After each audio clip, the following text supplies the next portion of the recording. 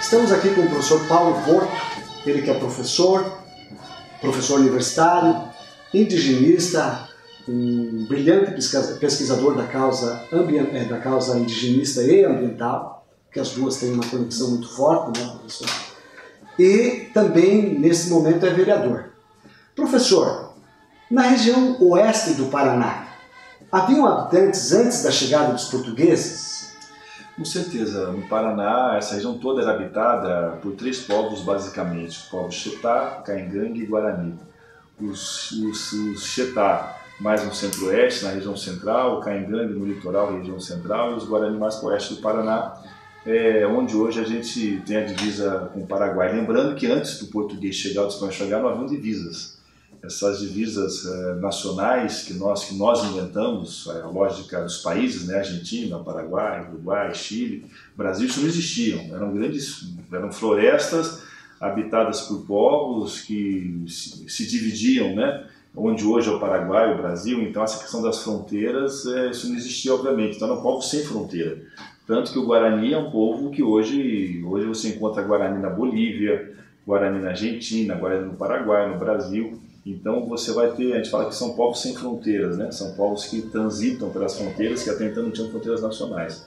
Então não há nenhuma dúvida, antes do português chegar, aqui no Paraná, nesse caso, haviam milhares de famílias. Inclusive você tem um livro do Cabeça de Vaca, é um historiador, é um relato de viagem do Cabeça de Vaca, onde ele vai até Foz do Iguaçu, né? Na Foz do Rio Iguaçu, que é o tal nas cataratas, onde ele vai documentando que ele foi encontrando dezenas de famílias, dezenas de aldeias, vai sendo acolhido por essas famílias, chega a falar inclusive que se não tivesse indígenas, os mantimentos morreriam de fome.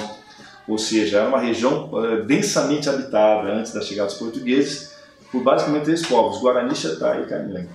Muito bem, esses povos, eles tinham uma cultura em relação ao uso da terra bem diferente da questão dos europeus que vieram para cá, e diferente da questão e do modo com que nós a utilizamos hoje. Os Caingangue e os Xetá eram povos caçadores, povos que não eram povos agricultores. Então eram povos que tinham uma ampla zona onde eles andavam. Então você tinha andanças sazonais em busca de pinhão, de caça. Já os Guarani não, os Guarani são povos que também você tem grandes andanças Guarani, mas são povos agricultores. Os Guarani já conheciam a agricultura quando o português chega, quando o espanhol chega, em especial a agricultura da mandioca e do milho. Então eles já tinham essa relação com as terras. Claro que hoje, por exemplo, a nossa relação com a terra é uma relação mercadológica. A gente olha para a terra e vê um bem quanto valor econômico. Os povos indígenas como um todo não. A terra é muito mais do que um bem econômico. A terra significa vida, sobrevivência, significa sua relação com seus antepassados, com a sua memória, como todos os povos chamados pré-colombianos, né? Desde os povos norte-americanos, povos de toda a América Latina, povos da América Latina, povos brasileiros também da América Latina, são povos que tinham uma relação com a terra completamente distinta da relação que nós temos. A nossa relação é uma relação onde a terra é uma mercadoria. A gente olha para a terra e vê um valor econômico. Esses povos não. A terra é muito mais que isso, transcende a isso. A terra tem algo a ver com a sua possibilidade de continuação enquanto humanidade, enquanto povo distinto. Então são relações completamente distintas da nossa relação com a terra e deles com a terra, que seguem ainda hoje. Ainda há povos de muito contato, como o Caingangue, o próprio Guarani, o Xetá, mas em especial o Guarani e Caingangue são povos que seguem com essa perspectiva de uma terra distinta. Os Guarani, inclusive, têm a grande marca Guarani, é a chamada terra sem mares, ou seja, você buscar uma terra onde você possa viver de maneira como se seria quase um paraíso perdido, mas a terra sem mares para os Guarani é uma terra onde você possa reproduzir a cultura Guarani de maneira plena. Isso que a gente entende hoje, pelo menos que a gente vem estudando e entendendo, que é a chamada terra sem mares do Guarani. Não é só uma terra mítica, é uma terra onde você pode ser Guarani enquanto indivíduo, enquanto cultura, enquanto língua, enquanto etnia, de forma absoluta, ampla, é a terra humanizada, como eles falam. Mas a relação desses povos com a terra segue sendo absolutamente diferente.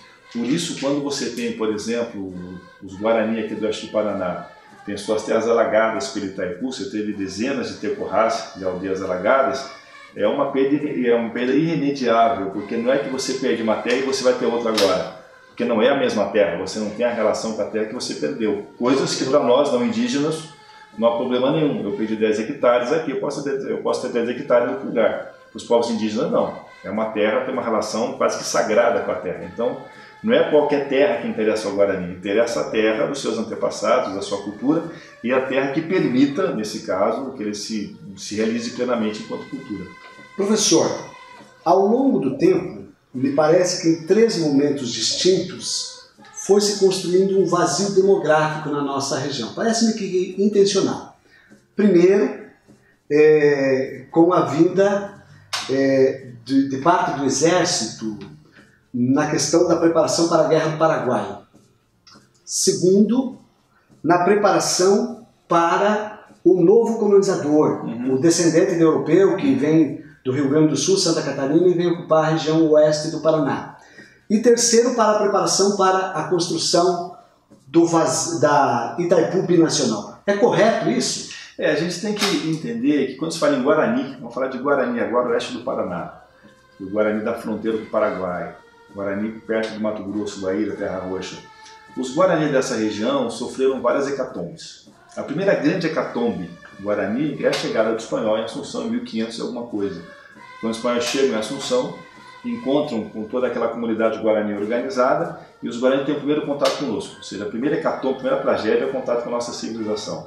A segunda tragédia são as seduções jesuíticas, também nessa mesma região. Ou seja, os Guarani entram, eles acabam ficando entre a chamada cruz e a espada. Entre a espada dos conquistadores espanhóis, que vêm aqui tomando suas terras e destruindo sua cultura, destruindo a sua língua, seu jeito de ser, tentando escravizá-los via encomendas, e a cruz, que é a Igreja Católica, com os seus missionários, com os seus jesuítas, que visam amansá-los na perspectiva religiosa, amansá-los para as encomendas, e obviamente ao amansá-los você acaba tirando toda a sua cultura, toda a sua espiritualidade, que para o Guarani é uma coisa intransferível, ou seja, para o Guarani, para todo o povo, creio eu, a religião e a sua espiritualidade é algo fundamental enquanto jeito de ser, enquanto identidade. A terceira hecatombe é a Guerra do Paraguai. Então você vai ter a conquista, as seduções e a Guerra do Paraguai. Por quê? Os Guarani que fogem das seduções jesuíticas são os que conseguem se salvaguardar a conquista, vão para as seduções jesuíticas, e os que não vão para as seduções jesuíticas vão para as florestas. São os Guarani dos montes, os Caraguá, das florestas. Então, os que escapam da conquista, escapam das seduções, são os Guarani que vão para os montes, para as florestas paraguaias, argentinas e brasileiras. Essas florestas paraguaias, argentinas e brasileiras, elas vão ser devassadas na Guerra do Paraguai, onde você vai ter uma movimentação dos exércitos, né?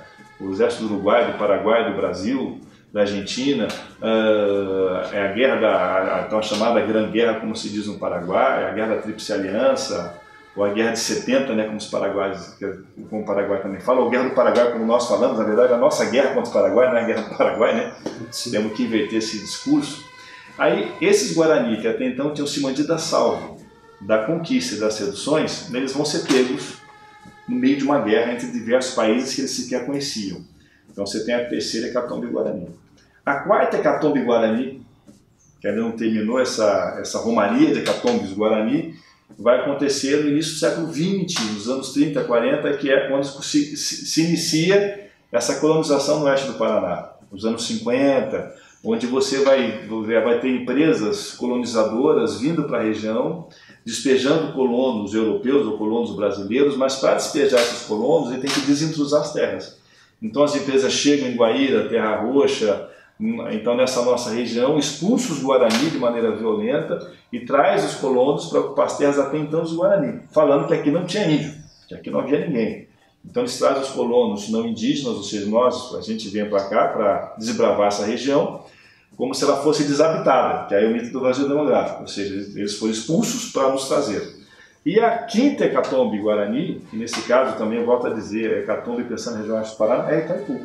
Ou seja, esses Guarani que conseguiram se salvaguardar da conquista, depois das seduções, mas a frente da Guerra do Paraguai, já no século XX da nossa colonização do Oeste, que vão estar no Parque Nacional, inclusive, aí vai ter a demarcação do Parque Nacional, eles vão ser pegos onde hoje se encontra então, as terras alagadas da Itaipu. Ou seja, esses Guarani que até então conseguiram de maneira contínua fugir a uma série de hecatombes, vão ser pegos pela última hecatombe, que é a subida do Lago do Itaipu. Aí eles se esparramam, que é o chamado sarambi que eles falam. Os guaranis se esparramam, e esses guarani que até então viviam nessa região, sendo expulsos de suas terras pelas empresas colonizadoras, depois expulsos do Parque Nacional, porque eles estavam no Parque Nacional, quando o Parque Nacional se torna reserva ambiental. Expulsos pelas águas do Itaipu, eles se espalham pelo oeste do Paraná, aonde? Em pequenas fazendas, vão para as favelas, ou alguns voltam para a Argentina, alguns vão para o Paraguai, e você tem um grande esparramo dessas comunidades guarani, isso no início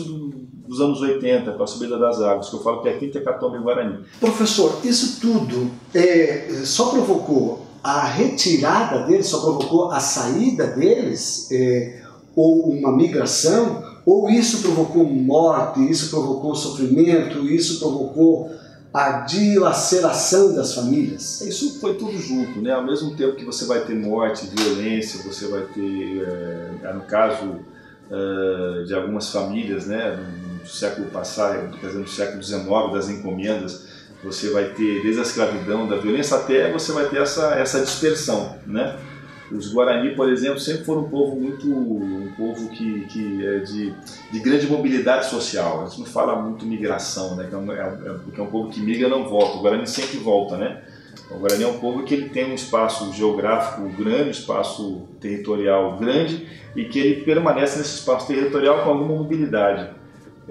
Então essa mobilidade Guarani acabou sendo acentuada nesse momento, que eles iam de um canto para o outro, fugindo desses encontros com a nossa civilização, com a nossa sociedade, com as nossas frentes de expansão.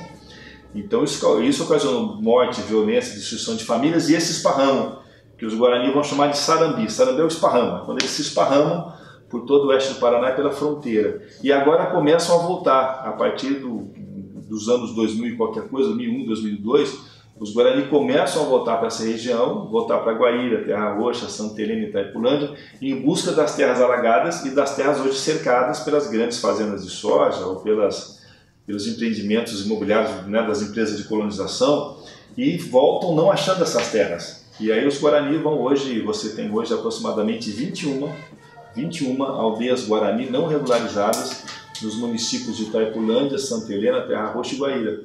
E a maioria delas, não todas, né, mas onde é possível, a maioria delas nas margens da Itaipu.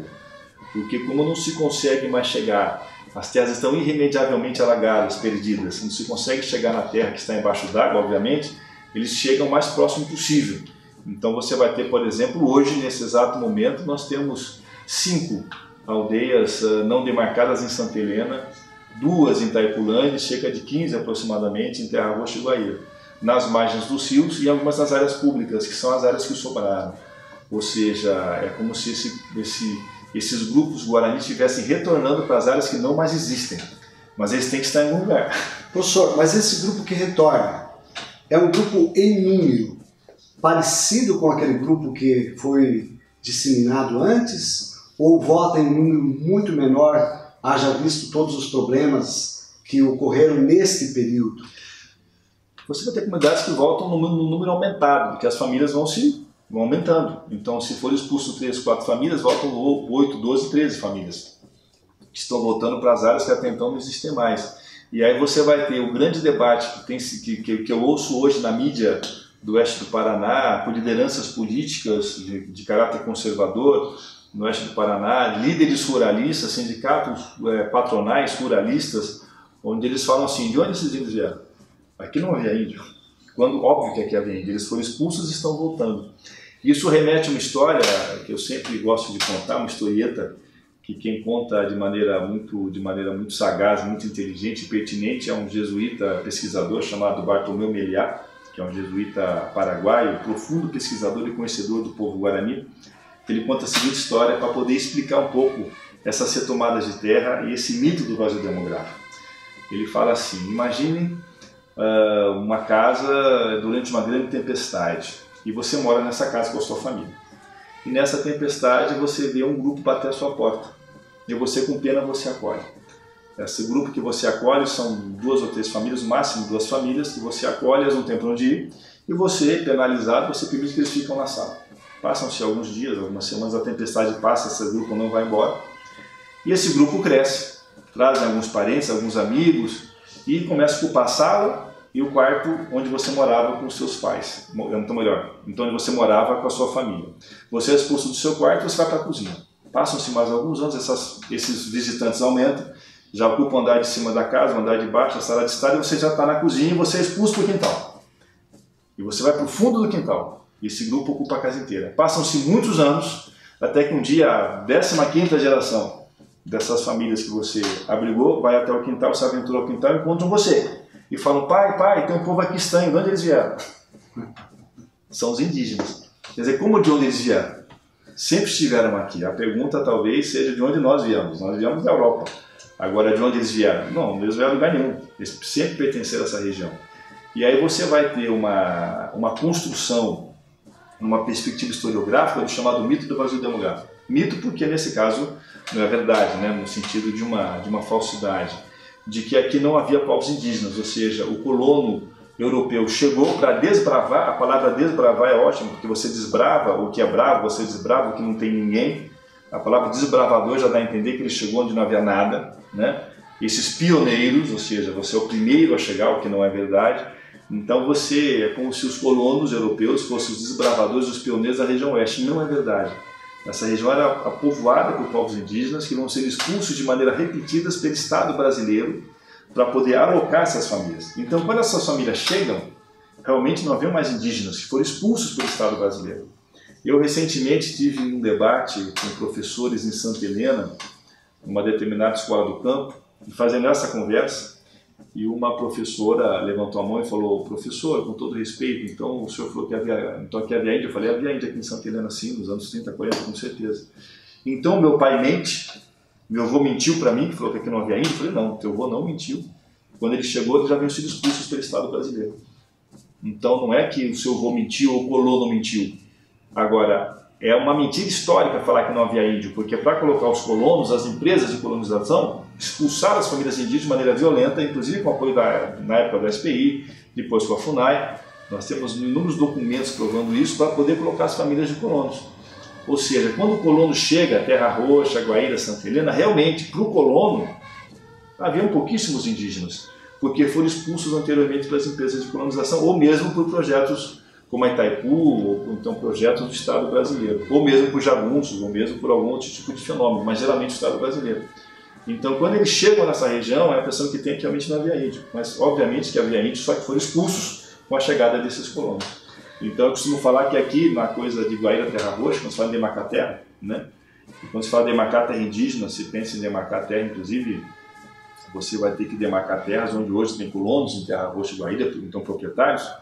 Eu afirmo que tem duas vítimas aí, o indígena, que é a primeira vítima, e o colono, que é a segunda vítima dessa irresponsabilidade do Estado, né, do Estado brasileiro, que vai dar essas terras que eram indígenas como se fossem terras não ocupadas por ninguém, para os colonos estarem ocupando a partir dos anos 50, 40. Então quer dizer que a criação do mito do vazio demográfico foi uma ação intencional do Estado e de colonizadores ou de empresas que tinham a finalidade de ocupação desse espaço. É assim, isso, mas assim, muito cuidado, não é intencional, não no sentido assim, por exemplo, vamos colocar assim, as forças, os colonizadores, as empresas se reuniram à noite e falaram, vamos fazer o mito do vazio demográfico. Ele foi sendo construído nessa perspectiva para estar justificando essa ocupação dessa região. Agora, existem algumas intencionalidades claras. Por exemplo, no site da Itaipu, se você for hoje, numa página do site da Itaipu que se encontra no ar, que é a página oficial da Itaipu, quando ela fala dos índios que ela encontrou quando subiram as águas, ela vai afirmar no site dela que eram 11 famílias apenas. Quando nós sabemos que haviam mais de 12 aldeias que foram alagadas pelas águas e mais de uma centena de famílias.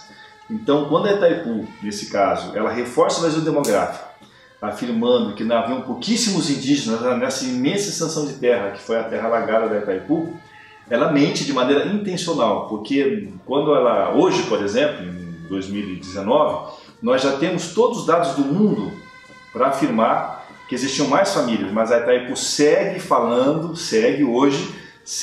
seu site oficial 11 famílias, mentindo de maneira descarada.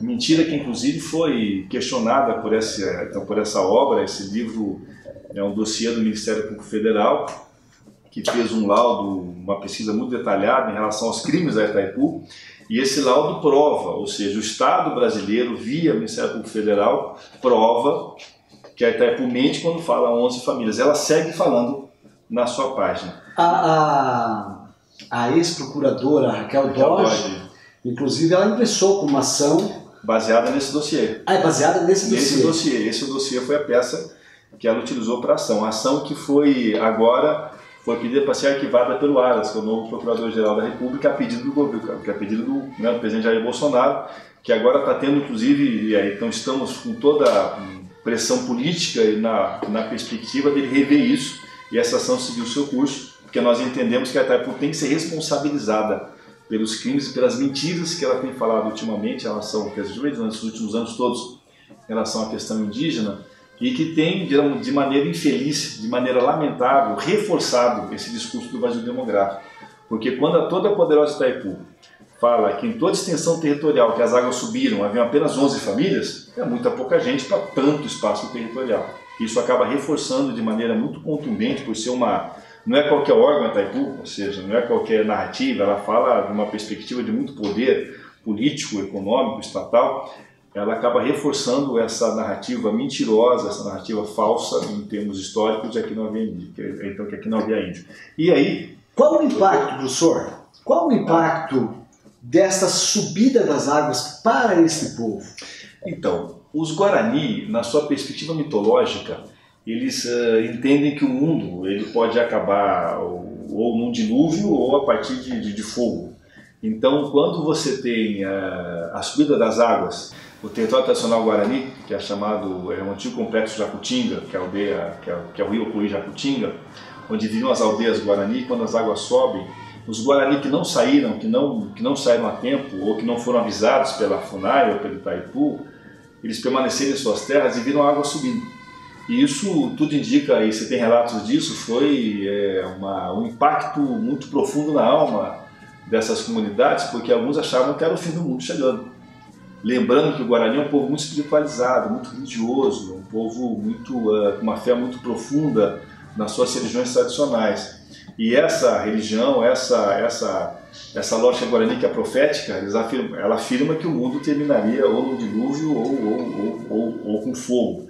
Então, quando os mais velhos veem as águas subindo, obviamente é uma coisa tão impressionante para a lógica Guarani. Muitos vão para o Paraguai, porque o Paraguai, na perspectiva, o Guarani é o umbigo do mundo, onde tudo começa. Eles vão para o Paraguai fugindo desse dilúvio, né? E os Guarani, inclusive, tem um artesanato que é típico do oeste do Paraná. Nenhuma outra região, você tem Guarani em 7 estados do Brasil. Nenhum outro estado tem um artesanato como esse, que é a chamada, que eu trouxe aqui, a chamada Árvore da Vida. Essa é uma árvore da vida maior, né, costuma ser menor, onde os Guarani, esse é um artesanato muito comum aqui na região, onde você vê os bichos subindo nas árvores, então subindo na árvore, fugindo da subida das águas. A árvore da vida, porque essa árvore significava a vida. Então precisa de animais fugindo da enchente, né, do dilúvio, das comportas fechadas da Itaipu. E a grande ironia disso é que hoje esse artesanato, né, esse artesanato Guarani chamado Árvore da Vida é um artesanato vendido pelo Itaipu, inclusive tem aqui a artesanato Guarani Itaipu Binacional, vendida pelo Itaipu para os turistas, ou seja, a tragédia Guarani virou uma obra de arte e acabou virando uma obra de arte vendida pelo Itaipu, que ocasionou a tragédia Guarani, e a Itaipu fica se gabando, né, como se fala aqui, eles falam gavando aqui no Paraná, fica se vangloriando de que ela está criando fonte de renda para os Guarani a partir do artesanato. Mas um artesanato oriundo, inclusive, dessa grande tragédia, que inspira e que remete a essa grande tragédia da subida das águas. Professor, esse vazio demográfico nós percebemos também no livro didático. Então nós temos aí um vazio no livro didático. Até porque os livros didáticos, quando falam de povos nativos, eles falam de povos nativos lá no litoral, seja no litoral nordestino, no litoral paranaense, mas não se fala de povos nativos, mas no continente. Sim, porque essa narrativa foi construída pelo Estado brasileiro, pelos pioneiros, pelos colonos, e claro que ela vai ser absorvida e vai ser também fortalecida nos materiais didáticos das escolas. Até porque essas cidades do Paraná, ou seja, como qualquer então cidades menores de médio porte, as cidades do interior, sempre tem um historiador da cidade, né? Tem um senhor que lembra como era e tal, e eles acabam, nas suas memórias, escrevendo livros, ou sendo os historiadores locais. E eles acabam reproduzindo de maneira equivocada, errônea, a tese do vazio demográfico. Isso vem para o livro didático. Hoje, por exemplo, você tem pouquíssimos livros paradidáticos ou didáticos no Paraná, onde eles falam, por exemplo, da tragédia desses indígenas da Itaipu. Você não vê nenhum, é muito raro, eu não conheço nenhum livro didático de história da rede municipal, rede estadual, que fale, por exemplo, das famílias expulsas com a subida das águas da Itaipu. Você não vê. Você fala da Itaipu, você fala até dos agricultores, foi criado o MASP, o MST, mas não dos indígenas. Então você tem, além de então você tem um vazio demográfico no senso comum, é um vazio demográfico reforçado pelos livros didáticos. Por isso eu entendo que há um grande papel dos pesquisadores, historiadores da nossa região, em especial da Oeste, da UNILA, dessa região do oeste do Paraná, das redes municipais, da rede estadual, de estar debatendo isso e trazendo isso para a sala de aula, porque é necessário, em respeito a esses indígenas por expulsos, em respeito à verdade histórica, em respeito aos indígenas que perderam seu território, para poder se entender por que tem 21 aldeias não regularizadas aqui no oeste do Paraná, nós temos que refutar essa tese equivocada do vazio demográfico, mas refutar no livro didático. Temos que educar nossas crianças para que elas entendam, por exemplo, por que nós temos aqui em Cascavel indígenas no trevo pedindo esmola. As crianças têm que entender de onde eles vieram, quem eles são, e não são apenas mendigos, eles são resultado de uma tragédia que vem há 500 anos. Então, ou a gente entende isso e debate de maneira muito franca, muito honesta, na perspectiva da verdade historiográfica, ou a gente vai seguir repetindo essa tese do vazio demográfico e fortalecendo teses mentirosas, como a da Itaipu, no seu site, onde ela afirma que aqui só existiam 11 famílias, em toda extensão geográfica, em toda extensão territorial, quando sobem as águas, em 82, quando se fecham os portões. Professor, são 21 aldeias não regularizadas. Alguma foi regularizada? Existe alguma regulamentada, estruturada, organizada, que pelo menos aproxime, embora não no mesmo espaço, não na mesma extensão, ou melhor dizendo, da realidade que eles tinham naquele período? Não, nem de longe. Nós temos 3 aldeias hoje regularizadas que não são áreas indígenas ainda, que são áreas compradas pela Itaipu. Uma área que é a aldeia de Ocoí, São Miguel do Iguaçu, onde existe uma área de 260 hectares para 980 pessoas, o que perfaz então, aproximadamente 0,4 pessoa por hectare, hectare por pessoa, ou seja, é muito pequeno. Eu ouso afirmar que talvez seja a aldeia mais densamente povoada, populosa do Brasil, seja a São Miguel do Iguaçu. Essa aldeia, na verdade, ela só existe porque quando as águas subiram, a Itaipu não tinha para onde levar as 11 famílias. Não tinha. Ela deixou provisoriamente na margem do lago, onde não podiam estar, porque é área de manejo. Ninguém pode morar à margem do lago da Itaipu. É uma questão é problema ambiental, de saúde humana também. Então essas 11 famílias ficam naquela região de forma precária e provisória, e estão lá até hoje. Essas 11 famílias claro, os seus parentes vão voltando paulatinamente, porque foram expulsos, e hoje é uma aldeia super populosa, hoje é a aldeia de São Miguel do Iguaçu, a aldeia de Ocoí. É uma aldeia, se vocês forem visitar, ou poder ver por uma fotografia aérea, é uma aldeia que é uma faixa de 250 metros, que acompanha todo o lago da Itaipu, quer dizer, então durante 20 quilômetros é um braço do lago. Então você tem 250 metros de uma faixa acompanhando a margem do lago, onde você não tem como plantar, não tem como colher, porque não tem terra suficiente.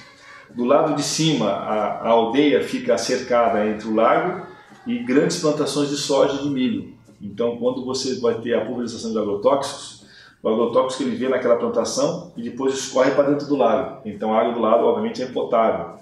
São aldeias que são uma situação muito precária. Então essa é a aldeia de São Miguel. E você tem a aldeia de Tecorá, Anhetete, que é a aldeia em Diamante do Oeste, onde comprada pela Itaipu em 94, 95, porque a São Miguel era uma aldeia, estava ficando uma tragédia cultural, econômica e social para aquele povo guarani. E você vai ter a aldeia ao lado de Tecorá, a aldeia de Tamarã, comprada em 2004 pela mesma Itaipu. Essas 2 aldeias foram compradas porque os guaranis simplesmente eles saíam da aldeia de Ocuí e ocupavam áreas da Itaipu, refúgios ecológicos, exigindo terras.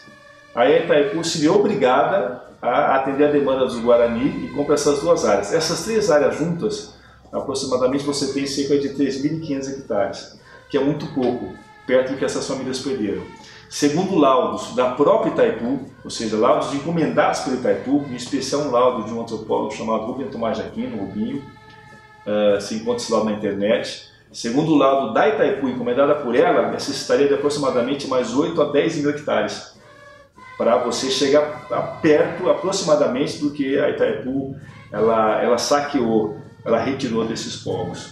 Ou seja, mais uma vez, também deixando claro que a Itaipu tinha todas as informações do mundo para saber que não eram 11 famílias, mas ainda assim segue, quando são 11 famílias, seguindo na sua negação histórica, né? Porque ela negando que existiam muitas pessoas, ela segue negando também o direito territorial a essas mesmas famílias Guarani. Então hoje você tem 3 aldeias regularizadas, assim a gente pode falar regularizadas, uma em São Miguel do Iguaçu, 2 em Diamante, mas você tem mais 21 aldeias, 21 ocupações, em Itaipulândia, Santa Helena, Terra Roxa e Guaíra, que não são regularizadas. Aldeias com 300 pessoas, aldeias com 50 pessoas, aldeias com 40 pessoas, aldeias de 2,5 hectares, de 1,5 hectare, de 10 hectares, de 30 hectares, você tem então aldeias dentro da área urbana, como Guaíra e Terra Roxa, e que seguem aguardando uma regularização e reconhecimento da FUNAI. A FUNAI hoje tem 2 GTs, 2 grupos de trabalho, um em Guaíra, Terra Roxa, outro em Santa Helena e Itaipulândia. O de Guaíra e Terra Roxa já está finalizado e apontou a necessidade do reconhecimento daquele território. E o GT de Itaipulândia e Santa Helena segue suas atividades e aproximadamente nos próximos meses também vai chegar num laudo apontando, creio eu, a necessidade de um território indígena lá. Necessidade não porque os índios querem, necessidade porque lá era terra indígena e suas terras não existem mais, ou por obra de empresas colonizadoras, ou mesmo da Itaipu, e que o Estado há que repará-los, tanto em Terra Roxa e Guaíra, como em Santa Helena e Itaipulândia. Professor, o que nos faltou perguntar no contexto deste suposto vazio demográfico que se tornou, infelizmente, num vazio didático? Eu acho que o que falta para a gente é colocar mãos à obra, nós professores, pesquisadores, nós que não precisa nem ser aliado dos indígenas, você tem que ser aliado da verdade histórica. Aqui não é quem é pró ou contra o indígena, é quem é pró ou contra a verdade histórica. E como eu entendo que nós temos que sempre privilegiar, e a verdade nos interessa, até porque a nossa memória, a nossa história, eu acho que falta nós professores, nós pesquisadores, nos debruçarmos com mais carinho em relação a isso e exigirmos de que os materiais didáticos tragam esse debate. Se não trouxerem, nós temos que trazer para os nossos alunos. É necessário as redes municipais se debruçarem sobre isso. Tem uma formação, por exemplo, pedagógica sobre ensino de história, junto às redes municipais para debater. Bom, vamos debater a questão do pretenso vazio demográfico. Vamos debater, por exemplo, nós de Cascavel, qual o impacto da Itaipu para os povos indígenas na nossa região. Nós nunca debatemos isso. Vamos debater, por exemplo, em Santa Helena, em Itaipulândia, qual foi o destino das famílias Guarani que tiveram suas terras alagadas pelo Itaipu, onde elas estão. Vamos debater em Terra Roxa e Guaíra, por que esses índios, quer dizer, por que lá existem 21 aldeias, ou seja, eles vieram de algum lugar, vieram de onde, foram expulsos de onde. Esse debate não vem ocorrendo. Esse debate não vem ocorrendo e quando ocorre é de maneira equivocada, viciada, na perspectiva dos interesses do agronegócio, na perspectiva dos interesses de lideranças ruralistas que não querem saber da demarcação dos indígenas e que tem como intenção escamotear essas verdades históricas e fortalecer esse debate do vazio demográfico. Então acho que o que falta é nós, professores, nós, educadores, nos debruçarmos sobre isso e de maneira muito honesta, revemos a nossa história na perspectiva de chegarmos à chamada verdade histórica e que, nesse caso, é uma perspectiva amplamente favorável à perspectiva histórica desses povos indígenas, ou seja, respeitar esses povos indígenas em toda a sua plenitude. E para isso é necessário a gente pesquisar, estudar e ter a coragem de fazer esse enfrentamento político, que acaba sendo um enfrentamento político. O Walter Benjamin tem uma frase que eu gosto muito, que é um historiador alemão, que ele falava o seguinte, que ao historiador cabe a centelha da esperança, sabedor que ele é, de que se ele não fizer o seu papel de maneira correta, ou seja, historiador, sequer os mortos estarão a salvo.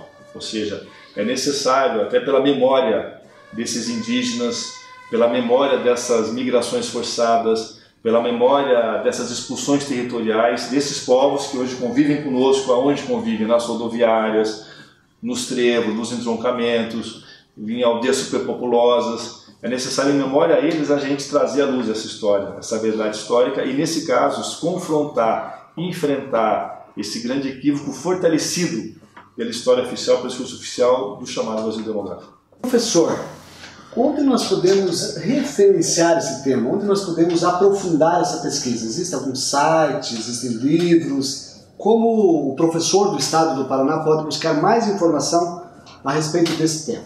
Nós temos um site que é um depositário de informações, é uma biblioteca digital, onde nós recolhemos todos os artigos científicos, todos os textos, o que existe na internet sobre a região oeste do Paraná, sobre a questão Guarani. Então, o oeste do Paraná, Guarani Terras, por exemplo, eu acho que é o site talvez mais completo que exista. É um site ligado à União Oeste, que eu coordeno, chamado www.oguataporá.com.br. No caso seria Oguataporã, mas como não tem um tio na internet, é Oguataporá.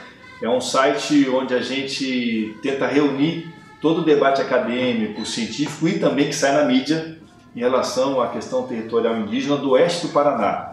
É um site com recorte muito específico, ou seja, debate apenas sobre as aldeias não demarcadas, 21 aldeias não demarcadas, e a gente tenta recolher tudo que já foi postado na internet, o que existe em termos de texto, de debate, de vídeos, de fotos sobre essas comunidades. E isso eu creio que hoje talvez seja o melhor depositário de informações para os pesquisadores, para os professores entrarem em contato com esse debate, desde um texto acadêmico até um vídeo feito pelos indígenas sobre o seu cotidiano, inclusive até as fotografias feitas sobre essa comunidade. Então fica a nossa indicação para as pessoas pesquisarem e divulgarem esse site para que ele seja amplamente conhecido e, de certa forma, também a gente conseguir combater essas narrativas oficiais sobre a presença indígena no oeste do Paraná.